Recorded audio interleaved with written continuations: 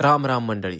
तर आज मी आणि रामादादा आम्ही दोघं निघालो होतो नाशिकला कार सर्व्हिसिंगसाठी. तर जाता जाता बघतो तर काय पुलावरती चालू होतं काम. मग आम्ही साईडला थांबून त्या दादांना विचारलं नेमकं काय विषय हा. तर काय मुस्कुरा रहे हो? दादा दादा क्या पर खोद रहे लो? हाँ जी, ये क्यों खोदते? ये इस पे जंपिंग था ना, ज्यादा हिल रहा था, वाइब्रेशन था ज्यादा, हाँ। इसीलिए काम चालू है।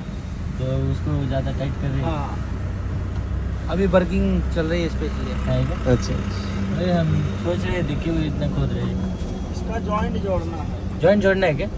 तो वाइब्रेशन कम गिरेगा। आता ज्यांना पण माहित नव्हतं त्यांना पण समजलं असेल हे नेमकी का बरं केलं जातं. मग आम्ही निघालो परत शोरूम कडे आणि फायनली आम्ही शोरूमला पोहोचलो.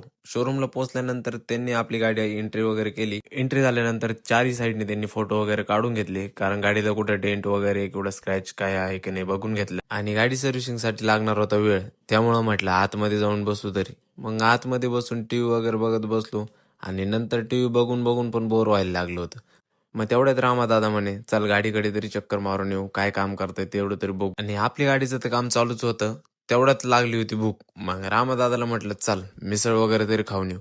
आणि आम्ही आलो होतो मिसळ खायला श्याम सुंदरला. मित्रांनो, ही मिसळ सापडायला आम्हाला 15 ते 20 मिनिटं लागले. आम्ही श्याम सुंदरला पोहोचलो आणि इथल्या मिसळचा आनंद घेतला. त्यानंतर आम्ही परत गेलो शोरूमला. रूमला आल्यानंतर बघतो तर काय कारची सर्व्हिसिंग तर झालेली होती, पण कारची वॉशिंग बाकी होती. कारण इथं झाला होता थोडा विषय. तर विषय तर असा होता, कारण यांच्याकडनं पडलेली होती या 700 ची चावी ह्या खड्ड्यात. आणि मग चावी वगैरे सापडून झाल्यानंतर मग आपली कार वगैरे वॉश त्यांनी करून दिली आणि आम्ही निघालो फायनली घरी.